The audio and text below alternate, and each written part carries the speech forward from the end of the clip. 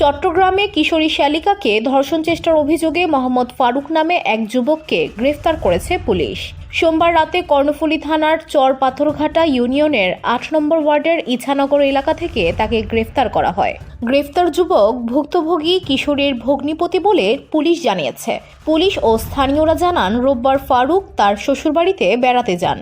বাড়িতে রাতে সবাই ঘুমিয়ে গেলে ফারুক তার শ্যালিকার রুমে গিয়ে তাকে ধর্ষণের চেষ্টা করেন।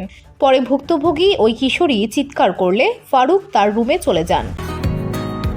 বসুন্ধরা, উত্তরা, বনশ্রী, কুড়িল ও বাড্ডা সহ রাজধানীর বিভিন্ন স্থানে অভিজাত ও অত্যাধুনিক মানের ফ্ল্যাট কেনার এক নির্ভরযোগ্য প্রতিষ্ঠান প্লেজেন্ট প্রপার্টিজ লিমিটেড। তাই আপনার স্বপ্নের আবাসনের জন্য আজই যোগাযোগ করুন। Pleasant Properties Limited, where destiny matches eventually. সোমবার বিকেলে ঘটনা জানাজানি হলে স্থানীয়রা ফারুককে আটকে রেখে পুলিশকে খবর দেন।